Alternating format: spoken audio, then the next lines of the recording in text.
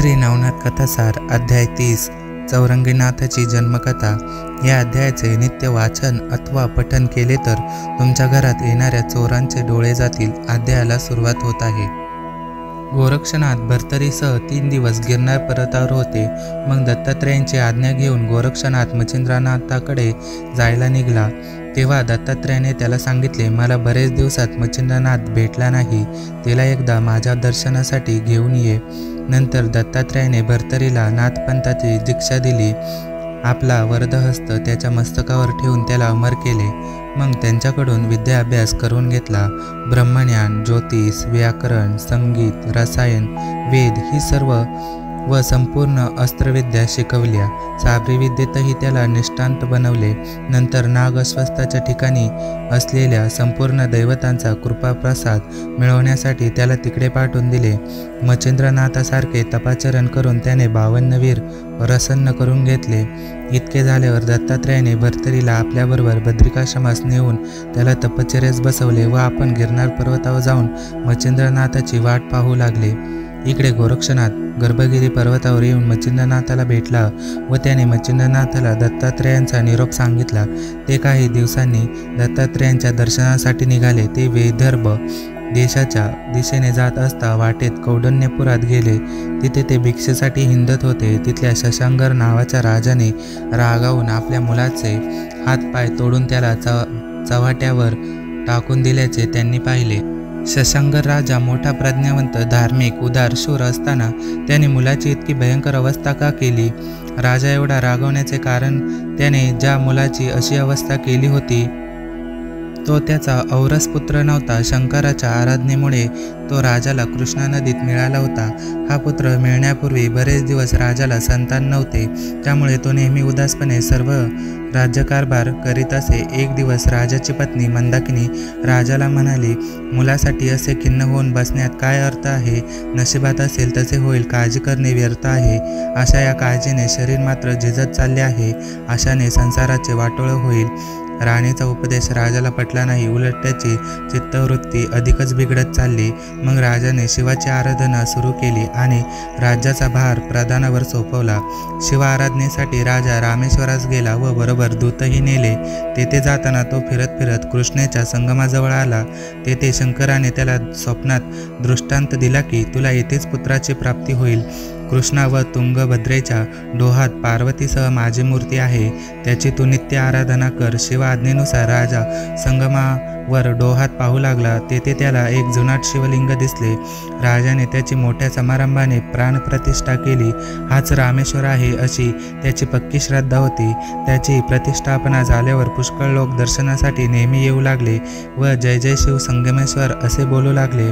तेथूनच जवळ असलेल्या भद्रसंगम गावात मित्राचार्य नावाचा एक वेदपाठी ब्राह्मण राहत होता। त्याच्या पत्नीचे नाव शरयू। ती मोठी पतिव्रता होती। त्यांनाही पोटी संतान नव्हते, म्हणून त्या उभयतांनीही त्याच संगमेश्वराची आराधना करण्यास सुरुवात केली। स्वर्गशंकर आपल्या पुष्कळ गणांसह बसले होते। तेव्हा सुरोचना नावाच्या अप्सरेला शंकराने बोलावून आणले। सुरोचना तिथे आल्यावर शंकराच्या पाया पडली व उत्तम नाचायला व गायला लागली। तेव्हा शंकराची प्रसन्न मुद्रा पाहून ती शंकरावर भाळली, त्यामुळे तिचा चाल चुकला। हे पाहून शंकर तिला म्हणाले, सुरोचने, तुझ्या मनातील हेतू मला कळला। मनात भ्रष्ट झाली आहेस, म्हणून तू भद्रसंगमी मित्राचार्य ब्राह्मणाच्या पोटी जन्म घे। शंकराने सुरोचनेला शाप देताच ती घाबरून गेली आणि आपण स्वर्गच्युत होणार म्हणून तिला फार वाईट वाटले। शंकराशी रथ होण्याचा विचार मनात आल्याचा हा भयंकर परिणाम होय, या समजुतीने तिला दुःख झाले। मग तिने शंकराची स्तुती करून उशाप देण्याबद्दल विनंती केली। तेव्हा शंकराने प्रसन्न होऊन सुरोचनेला उशाप दिला। तो म्हणाला, तू आता मृत्यूलोकी जन्म घेशील। तुझी मनोकामना पूर्ण होण्यासाठी माझा तुला स्पर्श होताच तू स्वर्गात स्वस्थानी येशील। याप्रमाणे शंकराने हा उशाप देताच ती तेथून निघाली व मित्राचार्याची पत्नी शरयू हिच्या गर्भात राहिली। शरयूला 9 महिने पूर्ण भरताच ती प्रस्तुत झाली। तिला कन्यारत्न झाले। ही कन्या मूळची अप्सरा असल्याने तिचे स्वरूप सुंदर होते। तिचे नाव कदंबा असे ठेवले। ती 12 वर्षाची झाल्यावर तिच्या बापाने तिच्यासाठी योग्य वर पाहण्यास सुरुवात केली, परंतु ती सदैव विरक्त असे। रात्रंदिवस ती शंकराचे ध्यान करत असे व त्यातच ती मग्न होत असे। शिवाच्या पूजेसाठी तिचे आई वडील नेहमी जात, त्यांच्याबरोबर ती पण नेमाने जात असे। मोठी झाल्यावर ती एकटीही शंकराच्या पूजेसाठी देवळात जाऊ लागली. एके दिवशी ती एकटी शिवाच्या देवळात गेली होती. त्यावेळी देवळात दुसरे कोणीही नव्हते. जय जय हर म्हणून तिने शिवाच्या पाया पडू लागली. तो शिव प्रकट झाला. तिचे लावण्य पाहता शिव कामातूर झाला. मग तो तिला धरण्यासाठी तिच्या मागे धावू लागला. त्याचा हेतू समजून ती तेथून पळाली. शंकरही तिच्या मागोमाग धावत गेले व तिला त्यांनी धरले. पण शंकराचा स्पर्श होताच ती सुरचना पूर्ववत अप्सरा होऊन स्वर्गात गेली. अशा प्रकारे ती शापमुक्त झाली. पण इकडे शंकराचा वीर्यपात होऊन ते रेत कृष्णा नदीत गेले. त्यावेळी शशांक राजा स्नान करण्यासाठी तिथे आला होता. अर्घ्य देण्यासाठी त्याने हातात पाणी घेतले. तेव्हा ते शंकराचे वीर्य त्याच्या हातात आले. रेत एकत्रित होऊन त्याला राजाला ओंजळीत मनुष्यदेहाचा पुतळा दिसू लागला. तो पाहून आपणास शंकराने पुत्र दिला असा विचार मनात करून तो राजा अति आनंदाने घरी आला व त्याने तो मुलगा मंदाकिनीच्या स्वाधीन केला. त्यामुळे हा देवावतार असावा असे तिला वाटले. मग राणीने त्याला आनंदाने हृदयाशी धरताच तिला पाना फुटला. त्याचे नाव कृष्णागर असे ठेवले.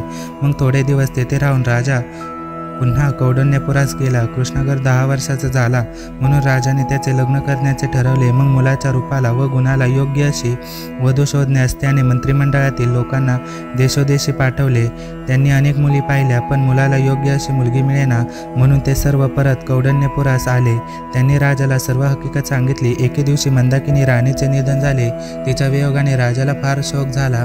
राजाने वर्षश्राद्धापर्यंतचे उत्तर कार्य केले. पुढे राजाला मदनाची पीडा होऊ लागली. त्यामुळे त्याला विवाहाची इच्छा झाली. त्याने प्रधानाला बोलावले व आपल्या मनातील गोष्ट सांगून योग्य अशी मुलगी तुझ्या पाहण्यात आहे काय म्हणून विचारले. त्यावर प्रधान म्हणाला, पुरोहिताच्या बऱ्याच मुलींच्या टिप्पण्या नकला करून आणल्या आहेत.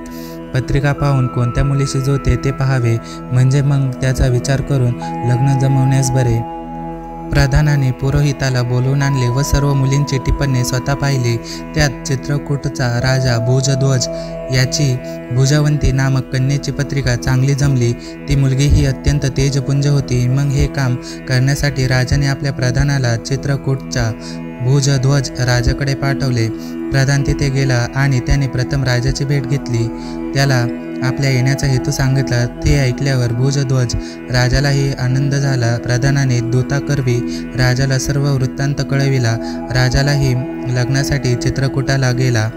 तेथे हा लग्न समारंभ उत्तम प्रकारे पार पडला. मग राजा भुजवंतीला घेऊन आपल्या नगरात परत आला.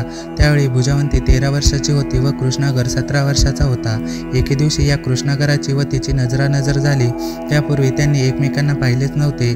एकदा राजा शिकारीसाठी बाहेर गेला होता व राजपुत्र त्याच्या राजवाड्यातून पतंग उडवित होता. त्याला पाहताच भुजवंतीला कामवासना उत्पन्न झाली. तिने दासीला बोलवून सांगितले, तो पलीकडच्या दारात पतंग उडवीत आहे, त्याला माझ्याकडे घेऊन ये. राणीची अशी आज्ञा होताच दासीने कृष्णागराजवळ जाऊन तुला तुझ्या आईने बोलवले आहे असा निरोप सांगितला. आईने निरोप पाठविला म्हणून राजपुत्र मोठ्या आनंदाने दासीबरोबर भुजवंतीच्या महालात गेला. त्यापूर्वी त्यांची लग्नातच भेट झाली होती. त्यानंतर ही दुसरी भेट फार दिवसांनी होत होती. आपली माता आपल्याला बोलवते आहे म्हणून आपले भाग्य उद्यास आले असे वाटून त्याला आनंद झाला. तो महालात पोचला तेव्हा भुजवंती दाराशीच त्याची वाट पाहत उभी होती. त्याला तेथे पोहोचून दासी निघून गेली. इकडे कृष्णागर आपल्या स्थापन्न आईजवळ गेला. त्याने प्रथम आपल्या आईला नमस्कार केला. ती कामातूर झाली होती त्यामुळे ती काहीच बोलली नाही. परंतु आईची ती नजर पाहून कृष्णागर एकदम दचकला. तिने धरून त्याला हात आणले व मला भोग देऊन माझी कामवासना पूर्ण कर असे सांगितले. तिचे हे शब्द ऐकताच तो रागून म्हणाला, तू माझी सावत्र आई आहेस आणि हे पापकर्म कसे करतेस? तू रानातले जनावर आहेस काय? स्त्रियांची जातच अमंगळ व दृष्ट, त्या कसा अनर्थ करतील याचा नेम नाही असे म्हणून भयंकर संतापून त्याने तिचा हात झिडकारला व तो पुन्हा पतंग उडवायला गेला. कामंद झाल्यामुळे भुजवंती देहभान विसरली होती. जेव्हा आपला हा सावत्र पुत्र आहे हे तिच्या लक्षात आले तेव्हा ती घाबरून गेली. तिने दासीला बोलवले व सांगितले, मगाशी मी तुला ज्याला घेऊन यायला सांगितले तो कोणी परका नसून माझाच मुलगा होता. हा मोठा अनर्थ माझ्या हातून घडला आहे. तो आता राजाला सर्व सांगेल व राजा माझा प्राण घेईल. तेव्हा आता विष खाऊन आपण प्राणत्याग करावा हे चांगले, म्हणजे ही घृणास्पद गोष्ट उघडकीस येणार नाही. श्री नवनाथ कथासार अध्याय 30 समाप्त होत आहे.